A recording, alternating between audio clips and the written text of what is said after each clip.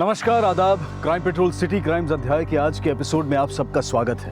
कहते हैं कि परिवार जब साथ होता है तो ज्यादा महफूज होता है, लेकिन आए दिन जिस रफ्तार से भारत के शहर प्रगति कर रहे हैं, उसी रफ्तार से परिवार भी बिखरते जा रहे हैं। शहरों में बड़े घर में बड़े परिवार साथ तो रहते हैं, लेकिन एक ही छत के नीचे अलग आशियाना बसा लेते हैं, और कई बार यही दूरी अपराध को जन्म देती है।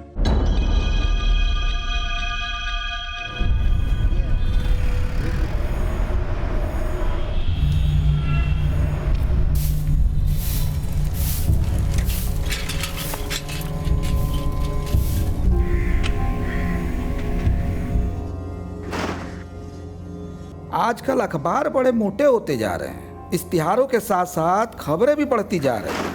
हमारी सुबह इन्हीं अखबारों की ताज़ा खबरों की रद्दी ढोने से शुरू होती है।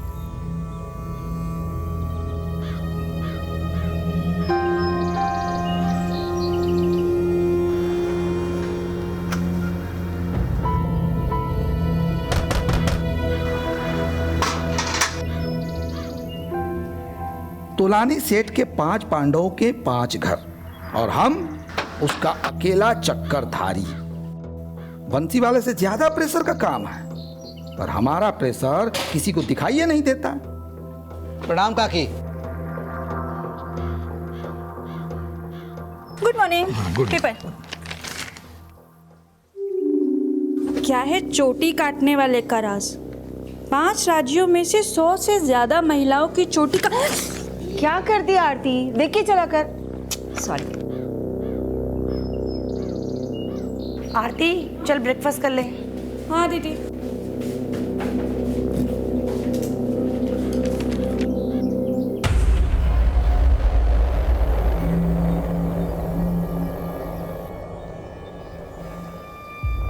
राजेश जी, वो चाची की गाड़ी बीच रास्ते में आ रही है, उसे हटवा देना। हाँ, अब तो पुताई हो गई है, बहुत दिक्कत हो रही है आने जाने में। प्रकाश, तू चौकीदार से क्यों बात कर रहा है? मुझसे बात कर। जब पुताई वाले उस पर रंग डाल रहे थे तब तो किसी को गाड़ी नजर नहीं आई, अब बड़ी दिक्कत हो रही है। चाची खैर छोड़ो ना इन बातों को, अब राजेश को बोलो और धुलवा लो गाड़ी। अब तो दिवाली भी आ रही है, लाइटिंग का काम शुरू हो जाएगा, फिर स्क्रैच वैच पड़ गया तो फिर। हाँ हाँ, दिवाली तो तुम लोगों की है, हम सब तो ठन ठन को पाले। क्या चाची, पूरे तोलानी खानदान में आप ही तो सबसे मालदार हो। सुनीता, वो गाड़ी हटवा दो ना प्लीज, वो बड़ी दिक्कत हो रही है यार आने जाने में, प्लीज। हाँ हाँ ठीक है, पहले चाचा जी को हमसे प्रॉब्लम थी, अब तुम्हें है। तुम जाओ, हटवा दूंगी। अरे हाँ ना, आप लोगों से तो बात करना बेकार है। तू वहां खड़ा खड़ा क्या मुस्कुरा रहा है? भाग यहाँ से।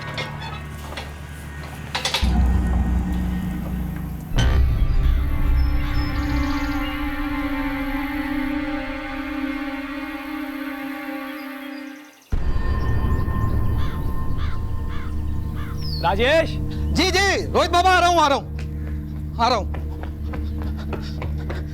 जी रोहित बाबा। ये गेट क्यों खुला है? रोहित बाबा, हम तो दूध, अखबार और फूल देने के लिए गए थे।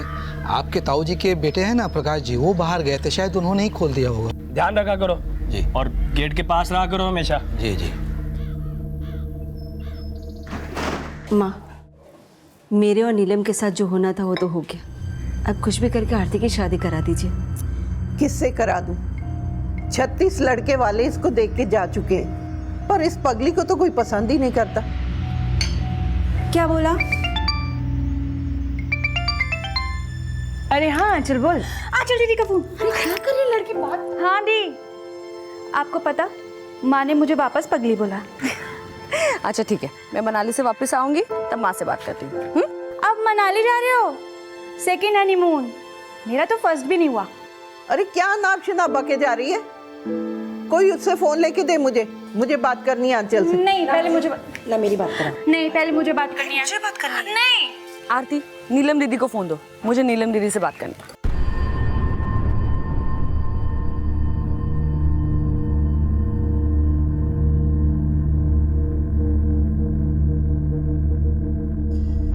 राजेश। जी जी मैम। गेट बंद कर लेना। आप जाइए, मैं खाना खाने के बाद गेट बंद कर देता हूँ, जाइए आप।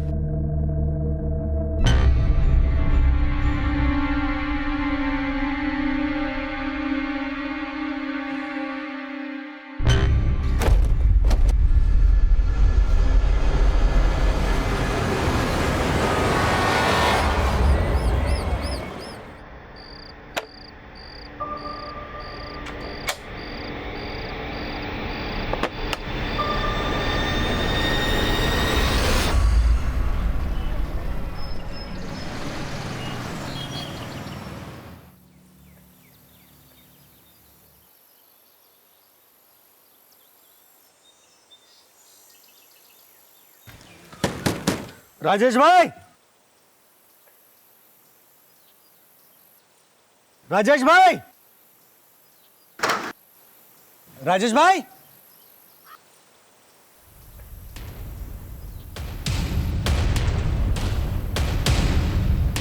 राजेश भाई,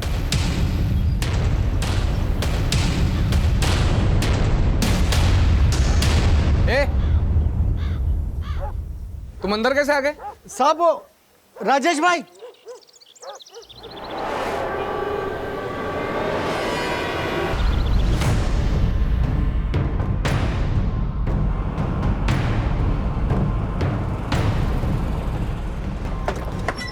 सर आइए, यहाँ हटिए आप लोग, प्लीज साइड देना। साइड होइए।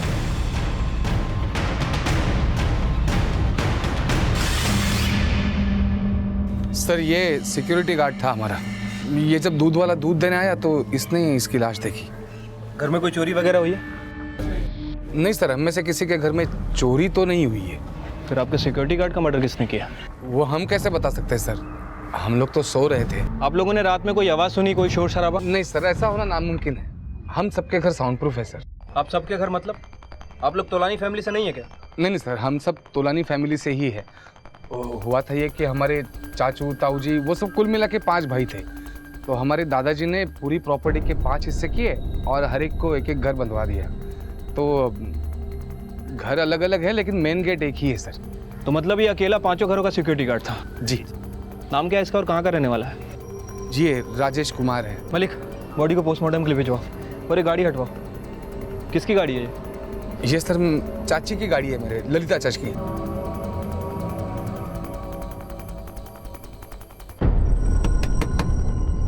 सुनीता चाची, रोनित, रोनित!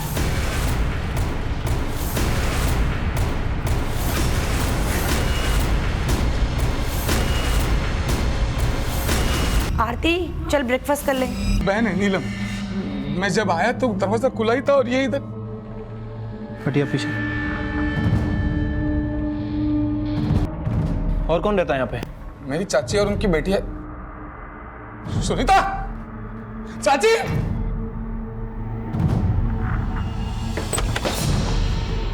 हाँ हाँ, दिवाली तो तुम लोगों की, हम सब तो ठन को पाले। हाँ हाँ ठीक है, पहले चाचा जी को हमसे प्रॉब्लम थी, अब तुम्हें है। हाँ दी, आपको पता, माँ ने मुझे वापस पगली बोला।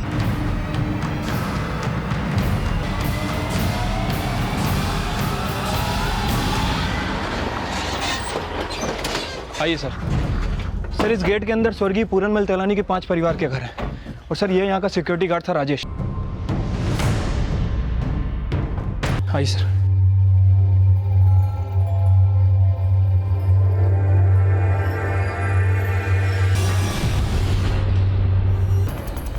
सर जब हम यहाँ आए तो किसी को नहीं पता था कि सिक्योरिटी गार्ड के मर्डर के अलावा इस फैमिली का ही मर्डर हो चुका है। सर देखकर तो लग रहा है कि ये लूटपाट के इरादे से किया गया है। विनय, सबके मर्डर एक ही तरह से गला काट के किए गए हैं। और सर पूरे ही घर में कहीं भी फोर्स एंट्री के कोई निशान नहीं है। विनय, लूट का समय रात का है, तो जाहिर सी बात है ये लोग सो रहे होंगे। दरवाज़ा अंदर से ही बंद होगा और मेन गेट भी अंदर से ही बंद होगा। इन्होंने दरवाज़ा खोला, इसका मतलब नॉक करने वाला कोई जानकार ही होगा। सर मतलब गार्ड का मर्डर करना और ये कवर्ड से पैसे गायब करना एक तरह का कवर अप हो सकता है। शायद उनका मकसद इन्हें खत्म करना ही था। विनय, हम किसी भी पॉसिबिलिटी को नज़रअंदाज नहीं कर सकते। सर देखकर तो लग रहा है कि ये काम किसी फैमिली मेंबर का ही है, क्योंकि जहाँ में सिक्योरिटी गार्ड की बॉडी मिली वहाँ सभी की फैमिली थी सिवाय इस फैमिली के। इस घर में सीसीटीवी है? नहीं सर। बॉडीज़ को पोस्टमार्टम के लिए भेजो। फॉरेंसिक वालों से कहो घर के चप्पे चप्पे की अच्छी तरह से जांच करें। ठीक है सर। बीती रात दिल्ली करोल बाग के रिहायशी इलाके में जाने माने तोलानी परिवार के 4 सदस्य और उनके सिक्योरिटी गार्ड का मर्डर हो चुका है। पुलिस मौका वारदात पर पहुंच चुकी है और छानबीन कर रही है। मैं कैमरामैन आकाश के साथ लईक खान।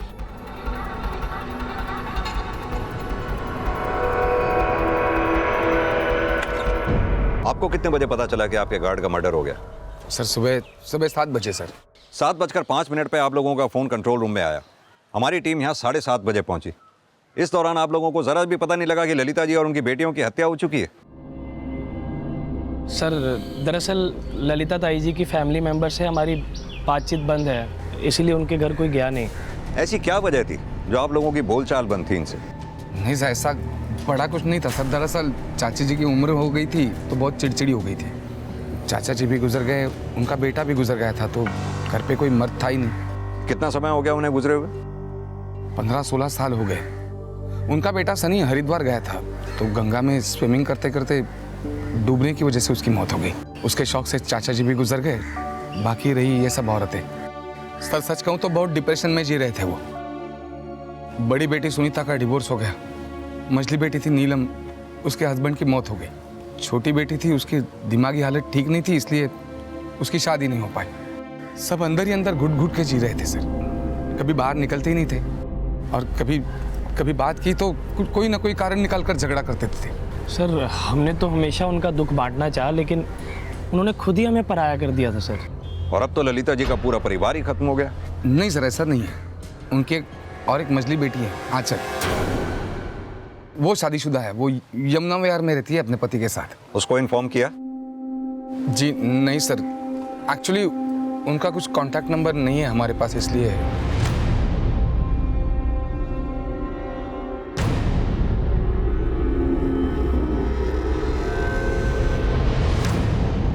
सर पूरे घर की तलाशी ले ली, लेकिन कहीं भी कोई मर्डर वेपन नहीं मिला है।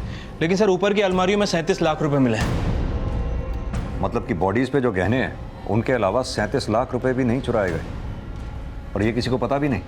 हाँ सर, और इस घर में केवल लेडीज हैं, कमाने वाला कोई है नहीं। इनके पास इतना पैसा कैसे आया? सर ललिता चाची के यहाँ कोई कमाता तो नहीं था, लेकिन 25 सालों से उन्हें हर महीना किराया मिलता आया है। 37 लाख क्या सर, चाची ने तो करोड़ों जमा कर लिए थे।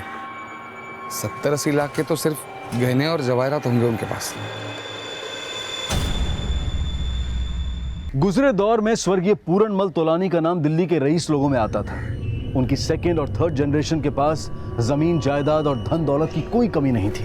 लेकिन सवाल यह था कि स्वर्गीय पूरनमल तोलानी की 80 वर्षीय बहू ललिता तोलानी और उनकी 3 बेटियों को सिर्फ लूट के इरादे से मौत के घाट उतारा गया था, या फिर उनके साथ साथ तोलानी परिवार के सिक्योरिटी गार्ड राजेश कुमार के मर्डर का मोटिव किसी और ही एंगल से जुड़ा था।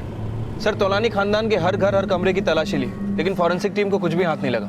लेकिन विनय, तोलानी फैमिली पे शक न करने की कोई खास वजह नहीं है। विनय, ये तोलानी परिवार के सभी मेंबर्स के कॉल डिटेल्स निकलवाओ। हमें इनसाइड आउटसाइड दोनों एंगल्स इन्वेस्टिगेट करने होंगे।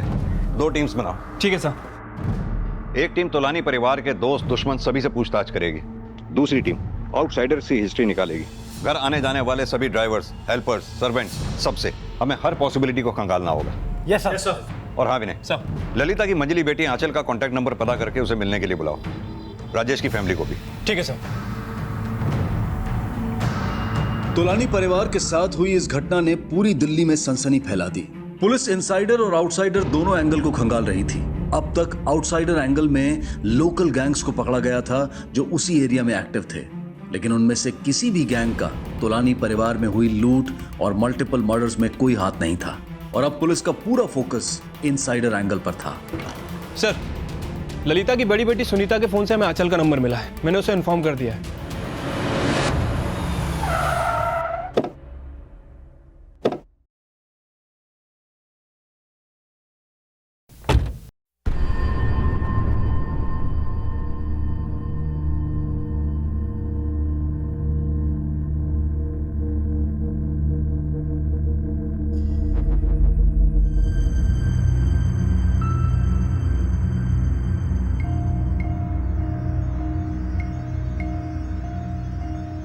सर मुझे तो कुछ समझ में ही नहीं आ रहा। अभी परसों ही मेरी उनसे बात हुई थी और सब खुश लग रहे थे। यानी आपको किसी पे शक नहीं? हमें पता चला है कि आप लोगों के परिवार की आपके चाचा ताऊ के परिवार से बनती नहीं थी। हम ये जानना चाहते हैं कि आप लोगों के बीच में क्या कोई ऐसा डिस्प्यूट था जिसकी वजह से ये मर्डर्स हुए? नहीं सर, ऐसा कोई डिस्प्यूट नहीं था, लेकिन उन लोगों के बीच में आए दिन लड़ाई झगड़े होते रहते थे। और अभी कुछ दिन पहले ही उन लोगों के बीच में बहुत बड़ा हंगामा हो गया था सर। नीचे उतर, नीचे उतर। क्या हो गया मैडम? ये क्या किया तूने? क्या किया? मेरे पापा की गाड़ी कैसे खराब कर ली? अरे सर देखो, ये बुढ़िया और पागल औरत मिलकर के मेरे को मारे जा रही है उसे। सुनीता, क्या क्या क्यों गरीब आदमी पर हाथ उठा रही हो? हाँ, वो भी इतनी सी बात पर। गरीब? अच्छा, तो तूने इसको बोला होगा कि गाड़ी पे पेंट डाल दे। तू तो चिढ़ता है ना इससे। चाची, मैं आप लोगों जैसा नहीं हूँ जो दूसरों बाहर वाले लोगों से अपने लोगों का सामान खराब करवा दूं। वैसे भी रखा क्या इस कार में? दिवाली आ रही है, कबाड़ में बेच दो। अच्छा, कबाड़? अब तू देखना, मेरे मरते दम तक ये गाड़ी यहीं रहेगी। देखती हूँ कौन हटाता है। सर, ये सच है कि उस दिन मेरा उनसे बहुत ज्यादा झगड़ा हो गया, लेकिन सर वो वर्कर तो मुझसे भी ज्यादा उन पर खौल रहा था, जिस पर उन्होंने चांटे बरसाए। मैंने उसे समझाने की कोशिश भी की, लेकिन अगले दिन से तो वो आया ही नहीं। तो आप उस पुताई वाले पे शक जता रहे हैं? नहीं सर, मैं जो भी हुआ आपको बता रहा हूँ बस। लेकिन सर, आप गलत मत सोचिएगा, हम में से कोई भी इतनी सी बात के लिए उनसे इतना बड़ा बदला नहीं लेगा सर। सर, ये प्रकाश तो बात घुमाने में काफी एक्सपर्ट लग रहा है। सर, जब खुद पे बात आई तो उन पुताई वालों का नाम लेने लगा। इस प्रकाश को ऊपर से लेकर नीचे तक तो हम नाप ही लेंगे, लेकिन विनय ये बात तो तय है कि उर्मिला परिवार का पुताई वालों से झगड़ा हुआ था और उन्होंने पुताई वाले को पीटा भी था। इन पुताई वालों को उठा के लाओ, इनसे उगलवाओ। ठीक है सर।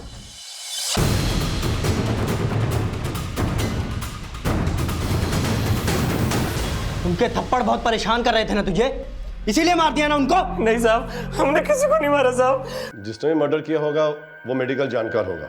सबका एक ही तरह से गला काटा गया है और मारने वाले को मालूम था कि गले की कौन सी नस को काटनी है। एकदम करेक्टली जगले वेंस को काटा गया ताकि बचने की कोई उम्मीद न रहे। पोस्टमार्टम रिपोर्ट के अनुसार कातिल ह्यूमन एनाटॉमी का जानकार था और अब पुलिस के रडार पर वो सब थे जो किसी भी तरह की मेडिकल जानकारी रखते थे। इस घटना को हुए 40 घंटे बीत चुके थे और हर मिनट पुलिस के ऊपर मीडिया और प्रशासन का दबाव बढ़ता जा रहा था। ललिता के परिवार में केवल एक ही मेडिकल एक्सपर्ट है और वो है उसकी बेटी आंचल का पति डॉक्टर योगेश। सर, थोड़े समय के लिए अगर मान लें कि आंचल भी इस केस में इन्वॉल्व है तो सर मोटिव काफी स्ट्रांग हो सकता है, क्योंकि ललिता की प्रॉपर्टी की एक आंचल ही अकेली नॉमिनी बचती है। और अगर ये दोनों इस कत्ल में शामिल हैं तो विनय हो सकता है अगले दिन सुबह इनका मनाली जाना अपनी एलिबाई खड़ी करने की साजिश हो सकता है सर। वैसे सर, हमें घर में कोई भी 4 सेंटी के निशान नहीं मिले हैं। ऐसा हो सकता है कि कत्ल के पहले वाली सुबह ये दोनों मियाँ बीवी घर में घुसे हों, गार्ड ने इनके लिए दरवाजा खोला हो।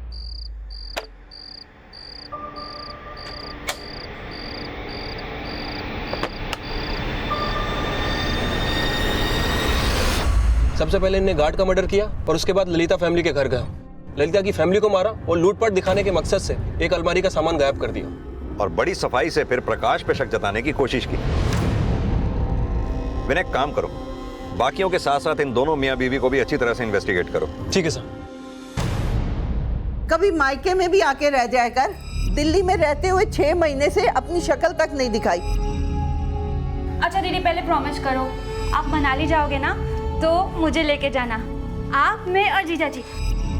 दीदी, आप आओगे ना तो आपके घर के पास वो फेमस बालूशाही मिलती है, उसको लेकर आना। सिक्योरिटी गार्ड राजेश कुमार ललिता तोलानी और उनकी 3 बेटियों की हत्या के मामले में अब ललिता तोलानी की चौथी बेटी आंचल और दामाद डॉक्टर योगेश शक के दायरे में आ गए थे। लेकिन इन हत्याओं के पीछे जितने भी संदिग्ध लगातार सामने आए थे, पुलिस को उन सब की भूमिका पर शक था, चाहे वो रिफ्यूजीज लोग हों या पेंटिंग करने वाले वर्कर्स या फिर रौनक और प्रकाश तोलानी समेत तोलानी परिवार के सभी सदस्य। पुलिस हर एंगल को इन्वेस्टिगेट कर रही थी और अब आंचल के पति डॉक्टर योगेश से भी पूछताछ की जा रही थी। सर, आपकी थ्योरी बनावटी और मनगढ़ंत है। देखिए, मैं एक रिनाउंड डॉक्टर हूँ और मेरी इज्जत है सोसाइटी में, और आप कह रहे हैं कि मैंने अपने ही परिवार वालों का गला काट दिया। सर, आप जो सोच रहे हैं उसमें कोई सच्चाई नहीं है। आप जो कह रहे हैं यही सच है, इस बात में कितनी सच्चाई है? देखिए, आपके मानने से मैं खूनी साबित नहीं हो जाऊंगा, और अब आप मुझे यहाँ से जाने की इजाज़त दें तो बेहतर है, क्योंकि मैं यहाँ से खुद उठकर जाने की बदतमीजी नहीं करना चाहता। काफ़ी काम एंड कंपोज्ड हैं आप। आई होप हमारी अगली मुलाकात तक आपकी ये नज़ाकत बरकरार रहे। Anyways, thanks, you may go now. Sir, इसकी बातें सुनकर तो लग रहा है कि हमारे सवालों के लिए पहले से ही प्रिपेयर था, इसीलिए इसके और इसकी बीवी के फोन और ट्रायंगुलेशन रिकॉर्ड में कुछ भी हाथ नहीं लगा। विनय, कुछ भी कहो, मर्डर काफी दिमाग लगा के किए गए। मेडिकल एक्सपर्ट कोई डॉक्टर ही हो ये जरूरी नहीं, हो सकता है आंचल के पति की गाइडेंस या फिर किसी और के इशारे पे कातिल 28 सितंबर की सुबह तोलानी परिवार के घर आया और एक साथ 5 लोगों का कत्ल कर गया? साहब, हमारे पति 24 घंटा उनके यहाँ ड्यूटी करते थे। अपनी जिंदगी दे दी उन्होंने तोलानी खानदान की सेवा में, फिर उनको काहे मारा? उनका क्या कसूर था? देखिए, हम आपका दुख समझ सकते हैं। हम बस ये जानना चाहते हैं, क्या राजेश ने कभी आपको तोलानी परिवार के बारे में कुछ बताया था? मेरा मतलब, तोलानी परिवार के बाकी सदस्यों का ललिता परिवार वालों से कोई झगड़ा, दुश्मनी? साहब, हम तो इंदरपुरी में रहते हैं और वो तो हमें कभी फोन करते नहीं थे। जब हमको पैसे का जरूरत होता तो हम ही फोन करते थे, तो वो बोलते, अरे अभी कैसे पैसा भेज दे भाई, अभी तक हमको तनख्वाह नहीं मिला है। अरे वो आपसे इतना काम कराते हैं, इतने रईस लोग हैं, फिर तनख्वाह काहे नहीं दिए? अरे बहुत ही लालची टाइप के लोग हैं, हमारा तो मन उकता गया यहाँ पर काम करके। तो फिर छोड़ काहे नहीं देते उनका काम? अरे मन तो करता है छोड़ने के लिए, लेकिन जब भी ख्याल आता है ना, तो सामने पूरनमल जी का चेहरा नजर आ जाता है। अब वो हमको बचपन से पाले हैं, नमक खाए हम उनका, ऐसे कैसे छोड़ दे काम? और मान लो कि अगर हम काम छोड़ देते हैं तो इस उम्र में हमको काम कौन देगा? हैं? चलो अब रखते हैं, ठीक है ना? अब जीते जी तो वो हमारे पति का खून चूस रहे थे और उनके घर डाका डालने वालों ने हमारे पति को ही जान से मार डाला। तोलानी परिवार के घर में डाका डाला था, ये बात आपसे किसने कही? वही उनके प्रकाश मालिक ने। 24 घंटा वो उनकी रक्षा में तैनात रहते थे, उनके लिए कितना जोखिम उठाते थे, और जीते जी वो उनकी तनख्वाह भी रोक के रखते थे, तभी वो हमको कोई पैसा नहीं भेज पाते थे। अगर राजेश आपको पैसा नहीं भेज पाता था तो फिर घर का खर्चा कैसे चलता था? सब शुरू में दिक्कत होता था, लेकिन अब हमारा बेटा नौकरी करने लगा है और थोड़ी मदद दामाद जी भी कर देते हैं। अरे सर, ये कैसी बात कर रहे हो आप? उसे सैलरी तो टाइम टू टाइम मिलती थी, और आपको पता है कितनी सैलरी थी उसको? 30,000 पगार था उसको। आप ही बताओ सर, आज के दिन में वॉचमैन को कोई 30,000 सैलरी देता है? लेकिन उसकी बीवी तो कह रही थी कि आप लोग उसे पैसे नहीं देते, सिर्फ इसी वजह से वो अपनी फैमिली को पैसे नहीं भेज पाता था। सर ऐसा कुछ नहीं था सर। सच तो ये है कि उस सिक्योरिटी गार्ड के खर्चे ही बहुत थे, बल्कि हम तो उसे राशन के लिए भी अलग से पैसे दिया करते थे। उसे कितनी बार समझाया था कि घर पे लाके राशन पका लिया करे, लेकिन वो था कि उसे काके के ढाबे से चिकन और मटन ऑर्डर करके मंगवाना था। इतना ही नहीं था सर, शराब भी पीता था, और वो भी महंगी वाली। और पूछो तो कहता था कि दिन भर काम करके थक जाता हूँ, इसलिए थोड़ी सी। मैंने पकड़ा था उसे, और जब भी पकड़ा मैंने बहुत डांटा उसे, लेकिन सर इतना डांटने पर भी उसकी आदत गई नहीं। अब आप ही बताइए सर, ये हर रोज चिकन मटन खाएगा, महंगी महंगी शराब पिएगा, तो घर में खर्चे के लिए पैसे थोड़ी देगा? सर इसी लापरवाही की वजह से यह सब कांड हुआ। मुझे यकीन है सर, जब ये सब हुआ वो जरूर नशे में होगा। अगर आप लोगों को अपने घर की इतनी चिंता थी तो रात में सिक्योरिटी के लिए दूसरा गार्ड क्यों नहीं रखा? कोई अकेला आदमी 24 घंटे ड्यूटी कर सकता है क्या? अरे सर, उसे कहाँ 24 घंटे काम था, आराम ही तो करता था। सुबह थोड़ी देर काम कर लिया, रात में पहरेदारी की, खत्म हो गया, बाकी टाइम आराम ही तो करता था। और सर उसे रात को जल्दी नींद नहीं आती थी, उसे रात को गेट के बाहर तफरी करने की आदत थी। और सर मुझे यकीन है रात को भी वो गेट खुला छोड़ के कहीं टहल रहा होगा, तभी तो उस रेफ्यूजी बस्ती के लोगों को अंदर घुसने का मौका मिल गया। ये राजेश तो अपने कर्मों से मर गया, लेकिन सर मेरी चाची और मेरी चचेरी बहन।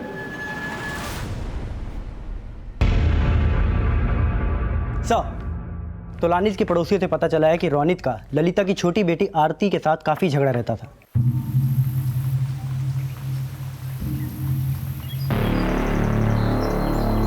देखो ताई जी, इसने क्या किया, सारी टी शर्ट खराब कर दी, कल कचरा डाल दिया था, बंद करके रखा करो इस पागल को अंदर। पागल मत बोल मेरी बेटी को। तो पागल को पागल ही बोलूंगा ना। सर ये बात पता चलने के बाद मैंने रोनित के बारे में सब कुछ पता किया है। ये देखिए सर, मर्डर वाली रात 3 बजे तक रोनित पीतमपुरा में ही था और मोबाइल लोकेशन के हिसाब से सुबह 4 बजे घर लौटा है। और सर पोस्टमार्टम रिपोर्ट के हिसाब से मर्डर भी तकरीबन 4 बजे से 5 बजे के बीच में हुए थे।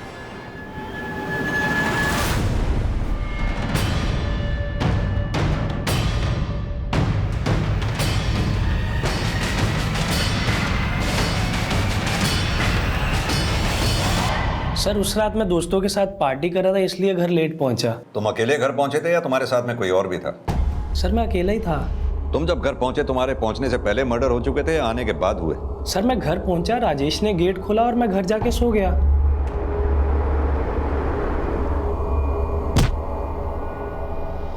कुछ छिपा तो नहीं रहे ना? सर मैं कुछ नहीं छुपा रहा सर। सर मानता हूँ कि ललिता ताई जी और उनकी बेटियों के साथ हमारी बोलचाल बंद थी, लेकिन सर मुझे क्या फायदा होगा उनको मार के? उसी ललिता ताई जी की सबसे छोटी बेटी आरती को सरेआम पीट कर फायदा मिला था तुझे? सर वो तो बहुत पुरानी बात है सर। सर मानता हूँ कि मैं उन लोगों को पसंद नहीं करता था, लेकिन सर किसी भी वजह से मैंने उनको नहीं मारा sir. Please trust me.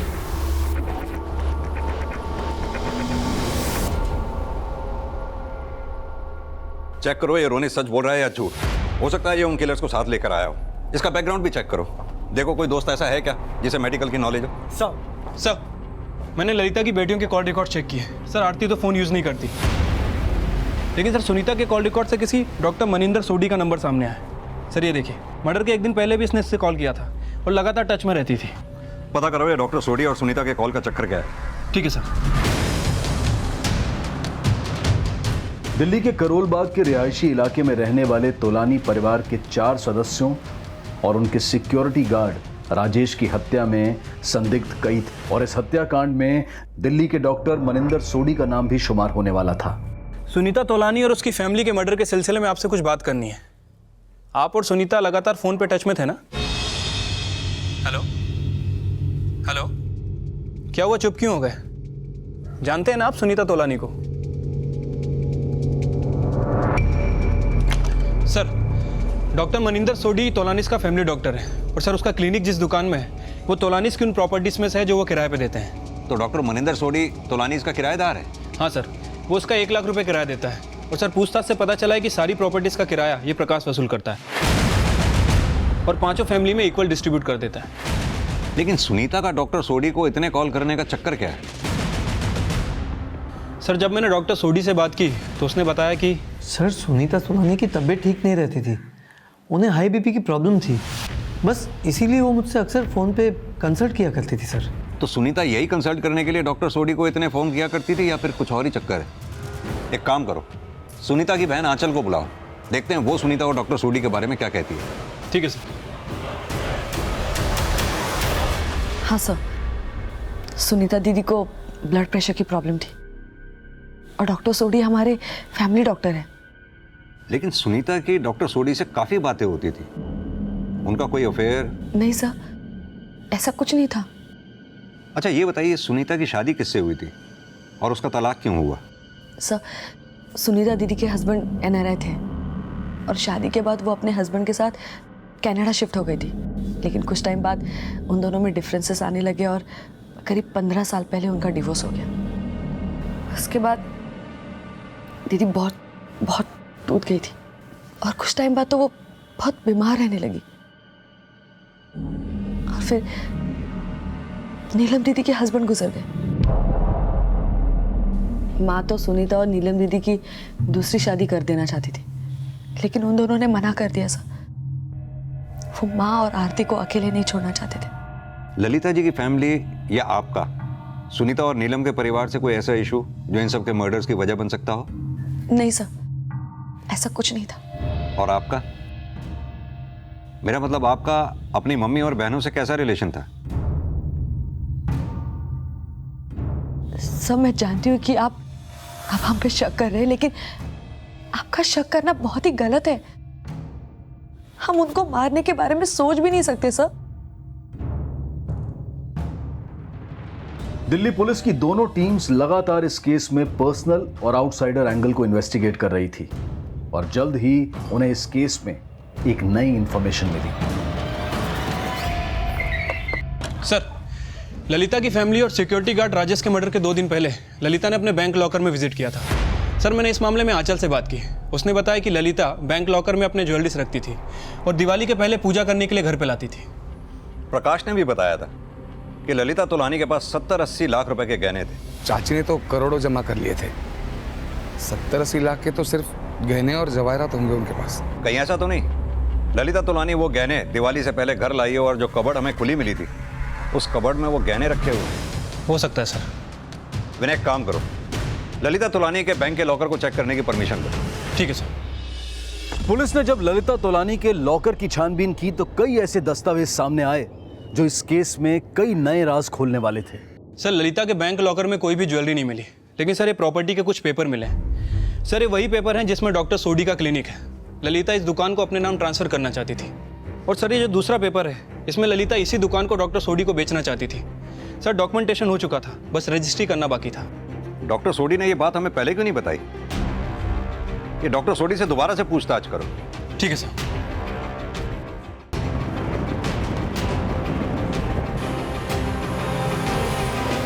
Sir ये जगह किराए की है। मेरा यह क्लिनिक बहुत ही अच्छी तरह से सेट हो गया था, इसलिए मैं इस जगह को खरीदना चाहता था, लेकिन तोलानीस बेचने के लिए रेडी नहीं थे। अब सुनीता मेरी पेशेंट थी तो मैंने उससे बात करके अपना कंसर्न शेयर किया।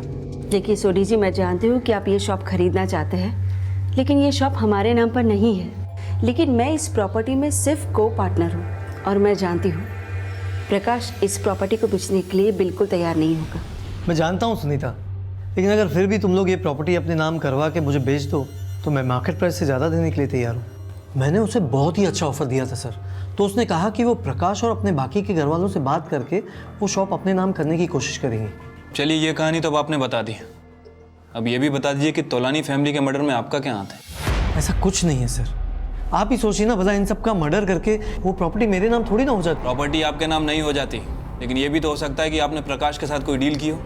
मैंने उस सोडी से कोई डील नहीं की सर, लेकिन ललिता चाची और उनकी बेटियां उस सोडी के बातों में आ गई थी। वो दुकान ललिता चाची अपने खुद के नाम करवाना चाहती थी। देख प्रकाश, प्रॉपर्टी से अपने हिस्से का किराया लेना हम बंद कर देंगे। तू बस अपने चाचू और ताऊ के घर वालों से बोल के वो दुकान हमारे नाम करवा दे। चाची ऐसा करते करते एक दिन सारी प्रॉपर्टी बिक जाएगी। आज आप डिमांड कर रही है, कल और कोई करेगा। उनके कहने पर मैंने हमारे परिवार वालों से बात की, लेकिन सब उस दुकान को उनके नाम करवाने के खिलाफ थे। बस उसको लेकर वो हमसे बहुत नाराज हो गई, गुस्सा हो गई और हमसे बात करना तक बंद कर दिया। और फिर तुम लोगों ने ललिता के हिस्से का किराया देना भी बंद कर दिया, और फिर मौका पाकर पूरी फैमिली को रास्ते से हटा दिया और उस डॉक्टर को भी अपनी तरफ मिला लिया। उसे लालच दिया कि वो दुकान उसके नाम बेच देंगे, और उसने तुम्हें आइडिया दिया कि किस तरह से ललिता की पूरी फैमिली को रास्ते से हटाना है ताकि एक भी मेंबर जिंदा ना बचे। यही हुआ था ना? आप कहने को तो कुछ भी कह सकते हो सर, लेकिन मैं इतना ही कहूंगा कि ऐसा कुछ नहीं है। इस केस में सस्पेक्ट्स की लिस्ट लगातार बढ़ रही थी, लेकिन पुलिस पूरी मुस्तैदी से अपराधियों को जेल की सलाखों के पीछे पहुंचाने के लिए लगातार सबूत इकट्ठा करने की कोशिश कर रही थी। लेकिन इस केस को सही दिशा में ले जाने के लिए पुलिस को अब भी काफी मशक्कत करनी थी। सर ये सभी शक के दायरे में और इन सभी को अच्छे से खंगाला, लेकिन इनमें से किसी के खिलाफ कोई सबूत हाथ नहीं लगा। विनय, अभी तक हमने सभी एंगल्स इन्वेस्टिगेट कर लिए, लेकिन एक एंगल अभी भी बचा हुआ है। मर्डर सिर्फ ललिता और उसकी बेटियों का ही नहीं हुआ, सिक्योरिटी गार्ड राजेश का भी हुआ है। यह भी तो हो सकता है कि हत्यारा राजेश को मारना चाहता हो। ललिता और उसकी बेटियों ने हत्यारे को विटनेस कर लिया, जिस वजह से वो बेचारी भी मारी गई। ये राजेश की वाइफ को थाने बुलाओ। ठीक है सर। साहब, हमारे पति की किसी से कौनो दुश्मनी नहीं थी, फिर उनको मार के किसी को कहाँ मिलेगा? ये तो आप ही हमें बताइए। आपका पति इतना कमाता था, फिर भी आपको पैसे नहीं भेजता था। साहब, आप हम पर शक कर रहे हैं? शक नहीं कर रहे, हम पूछ रहे हैं ऐसा कौन हो सकता है जिस पे आपको शक हो। ठीक है, आप जा सकते हैं। धीरे धीरे केस एक ऐसे डेड एंड पर पहुंच गया था जहां पुलिस के हाथ कुछ नहीं लग पाया था। फिर अचानक इस केस ने एक ऐसा यू टर्न लिया जिससे पुलिस इन्वेस्टिगेशन को सही राह मिल गई। अब बस देर थी इसे अंजाम तक ले जाकर इस राज को बेपर्दा करने की कि आखिर उन हत्याओं के पीछे का असल मोटिव क्या था। सर, मैंने राजेश की फैमिली के बारे में पता किया है। सर, उसके 2 बच्चे हैं। बड़ा बेटा अंकुर, सर ये छोटी मोटी मजदूरी करता है, और सर उसकी बेटी की शादी इस विशाल नाम के लड़के से हुई है। विशाल रोहिणी के एक हॉस्पिटल में स्वीपर का काम करता है। हॉस्पिटल में स्वीपर? हाँ सर। वैसे मैंने इस अंकुर का बैकग्राउंड भी चेक किया। सर इसका बैकग्राउंड कुछ क्लियर नहीं है। इंद्रपुरी पुलिस ने इसे 2-3 बार छोटी मोटी चोरी के चक्कर में अरेस्ट किया है। और सर ये विशाल कुछ दिनों पहले तक ये पोस्टमार्टम डिपार्टमेंट में काम करता था, लेकिन फिलहाल अभी जॉब पे नहीं आ रहा है। जिसने भी मर्डर किया होगा वो मेडिकल जानकार होगा। सबका एक ही तरह से गला काटा गया है और मारने वाले को मालूम था कि गले की कौन सी नस को काटनी है।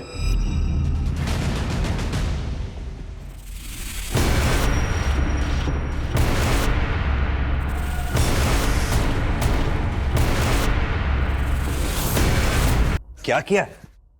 तुम लोगों ने मर्डर किया है। ललिता का पूरा परिवार लूट के लालच में खत्म कर दिया। साहब क्या कह रहे हैं साहब आप? ये साहब हमने कुछ नहीं किया साहब। तूने अकेले ने नहीं, तेरे साथ तेरे जीजा ने भी मिलकर ललिता का पूरा परिवार खत्म कर डाला। साहब आप हमें क्यों फंसा रहे हैं? हम दोनों ने क्यों मारेंगे? 15 मिनट दे रहा हूं सिर्फ सच बोलने के लिए। बोलो, कौन सच बोलेगा? मैंने कुछ नहीं किया सर। हमें सब पता है तुमने क्या किया है, क्या नहीं किया। 28 सितंबर की रात तुम दोनों ललिता तोलानी के घर के बाहर थे। तुम दोनों के फोन स्विच ऑफ थे। सर मैंने अंकुर और विशाल इन दोनों के कॉल रिकॉर्ड चेक किए। 28 सितंबर की रात इन दोनों के फोन बंद थे। तुम लोगों ने एक साथ अपने फोन स्विच ऑफ किए और ना सिर्फ ललिता तोलानी का परिवार लूटा, बल्कि उनका कत्ल करके दोनों फरार हो गए।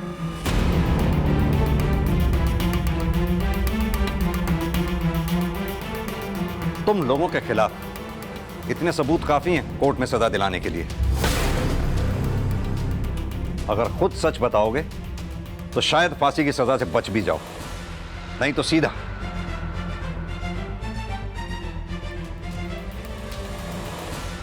साहब मैंने कुछ नहीं किया।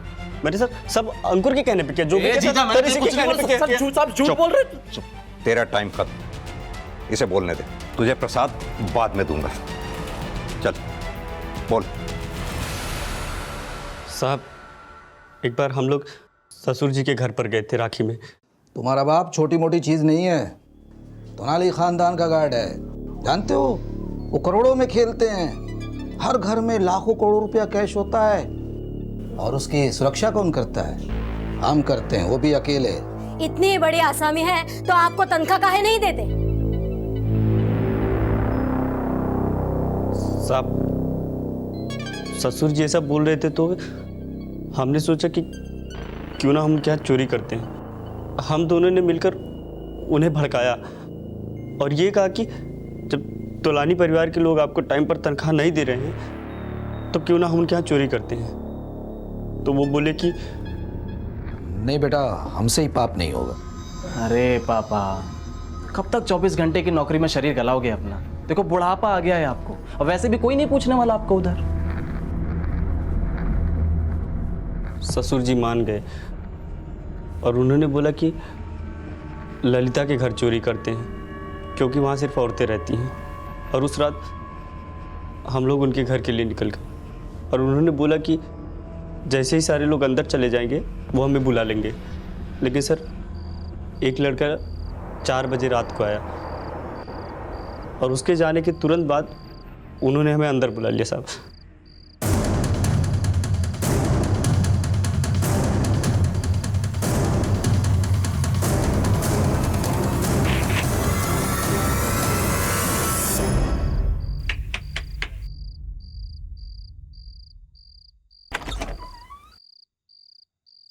राजेश तुम?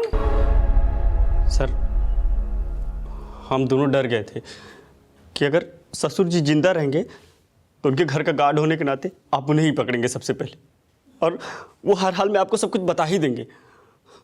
इसलिए सर ना चाहते हुए भी उन्हें मारना पड़ा। सिक्योरिटी गार्ड राजेश कुमार 30 सालों से तोलानी परिवार का वफादार था, लेकिन उसकी लापरवाह सोच और उसकी नशे की आदत ने पहले उसे अपने परिवार के दायित्व से भटकाया और फिर अपने बेटे और दामाद के छलावे में फंसकर वो कर बैठा जिसने ना सिर्फ उसकी अपनी बल्कि उसके मालिक के एक परिवार की जान भी ले ली। कहते हैं कि लालच एक ऐसी बला है जो अगर सर चढ़ जाए तो ईमानदार से ईमानदार इंसान का भी ईमान डोलने में देर नहीं लगती। अब मैं अनूप सोनी आपसे विदा लेता हूं, फिर मुलाकात होगी अगले एपिसोड में एक और चौंका देने वाले केस के साथ। तब तक अपना और अपने परिवार का ख्याल रखें और देखते रहें क्राइम पेट्रोल सिटी क्राइम्स। सबक एक को सीख हम सबको। जय हिंद।